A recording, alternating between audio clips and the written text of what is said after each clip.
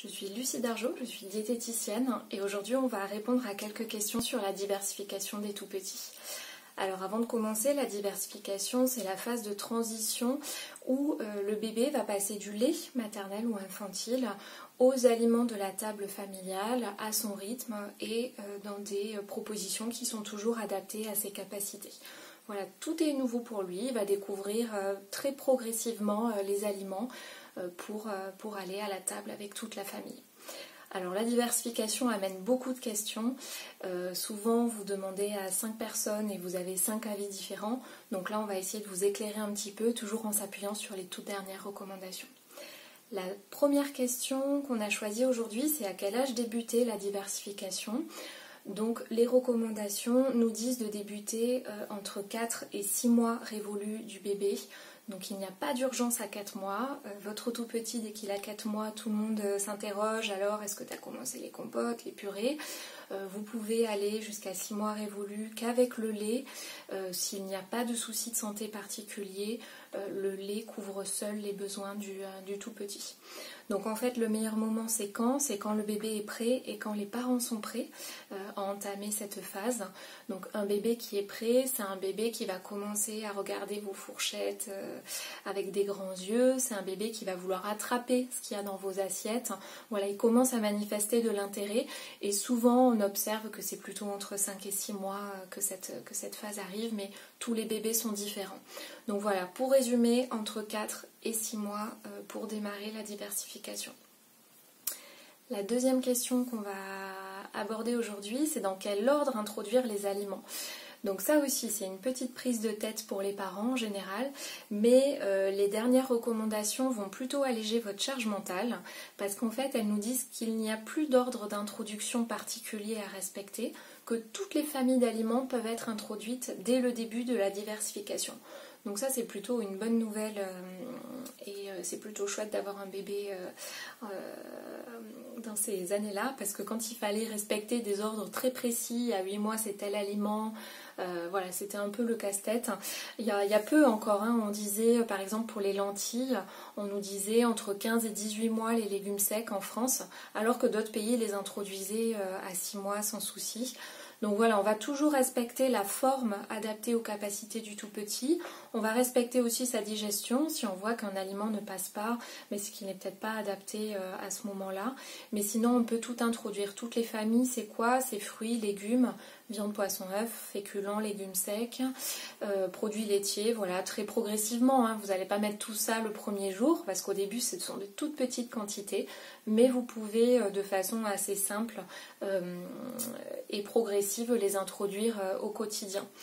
La bonne nouvelle, c'est que quand on est expat, on n'a pas besoin de faire venir des cagettes de pommes pour faire les compotes de son tout petit, mais on peut faire avec les fruits et légumes et les aliments que vous trouvez localement et qui seront de saison là où vous vivez.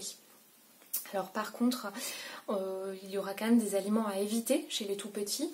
On va parler des charcuteries, on va parler des viandes, poissons, œufs quand ils sont crus ou peu cuit. Le fromage au lait cru aussi est à éviter, on va préférer du pasteurisé ou si c'est du lait cru, on va préférer tout ce qui est mental, comté, des pâtes pressées cuites. Pensez à éviter aussi le miel chez les nourrissons de moins d'1 an, le soja chez les tout petits et on va éviter aussi tout ce qui est produits ultra transformés dans les premiers mois. Il y a peut-être d'autres aliments à faire découvrir. Quant au sel et au sucre, c'est vrai qu'au début on va essayer de ne pas saler et on va retarder si possible l'introduction du sucre. Hormis ces préconisations, après, vous faites voilà, comme, avec votre bon sens et en essayant d'avoir dans l'optique de faire découvrir les goûts, les textures, les odeurs, voilà, tout le plaisir lié aux aliments. Une autre question, c'est quand introduire les aliments dits allergènes. Donc les aliments dits allergènes, on va avoir le lait, l'œuf, le poisson, les arachides, les fruits à coque, le sésame. Vous avez toute une petite liste que vous pouvez retrouver très facilement sur internet. Donc ces aliments-là aussi dits allergènes sont à introduire dès le début de la diversification et si possible, il faut continuer à exposer l'enfant, c'est-à-dire qu'on lui propose mais on continue à les mettre dans son alimentation. On s'est rendu compte que si on faisait comme ça, le risque d'allergie était moins élevé, même quand les parents étaient allergiques. Donc dès les premiers mois, on les introduit et si possible 2-3 jours d'affilée pour observer s'il y a une réaction et un par un. Parce que si vous faites un plat à votre enfant où il y a du poisson, des œufs, et c'est la première fois qu'il en mange et qu'il a une réaction, on ne va pas savoir à quoi il est allergique. Donc plutôt un par un et plutôt 2-3 jours d'affilée pour bien observer tout ça. La dernière question qui va nous intéresser aujourd'hui, ce sont les quantités. Donc ça aussi, ça revient très souvent. On a toujours peur que notre enfant mange trop ou mange pas assez ou qu'il se réveille la nuit parce qu'il a faim. Donc voilà, il faut essayer de se tranquilliser un peu avec ces questions de quantité et ces mêmes recommandations nous disent qu'on fait confiance à l'appétit de l'enfant. Donc on va arrêter de calculer, de peser et chaque bébé est différent. Un bébé s'auto-régule, c'est-à-dire qu'il ressent la faim, il ressent le rassasiement et les premières années de vie, c'est là où il le fait le mieux. Donc si on préserve ça d'entrée, c'est la meilleure base à lui donner pour son alimentation future. Donc vraiment on lui fait confiance. Tant que la courbe de corpulence est bonne et que le bébé se développe bien, on respecte ces sensations-là. On ne va jamais forcer à terminer un petit pot, forcer à terminer un bibi. On laisse faire et on observe un petit peu. De toute façon, un bébé qui est assez, souvent il vous repousse la cuillère, il ferme la bouche, il détourne la tête. On le voit et on respecte ça. Sachez aussi que la faim, elle peut varier. Un bébé qui a les dents qui sortent, un bébé qui est fatigué, où il fait chaud, où il a un petit rhume, la faim peut fluctuer aussi en période de croissance. Donc on lui fait confiance, on regarde et on lui donne les quantités adaptées, du coup, à ses sensations alimentaires. Il y a quand même 3 catégories d'aliments où on va faire un petit focus sur les quantités. Ça sera les quantités de lait. Alors si c'est l'allaitement, ça sera toujours à la demande. Hein. Si c'est le lait infantile, voilà, on respecte les recommandations pour les tout petits.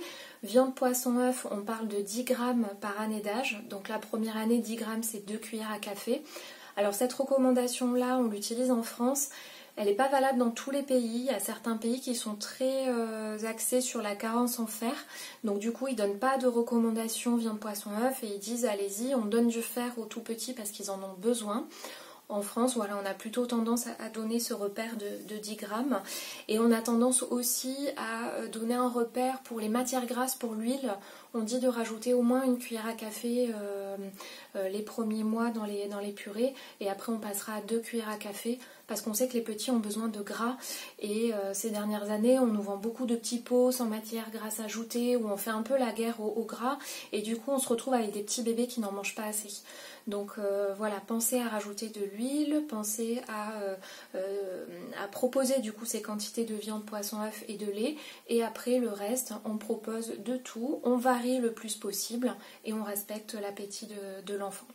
Et surtout, on se fait plaisir et on partage en fait dans cette découverte qui est très riche et qui prend du temps quand même avec son enfant. Donc voilà, du partage, du plaisir, de la découverte, on sent les aliments, on les touche pour petit à petit les apprivoiser et arriver à s'alimenter comme un grand.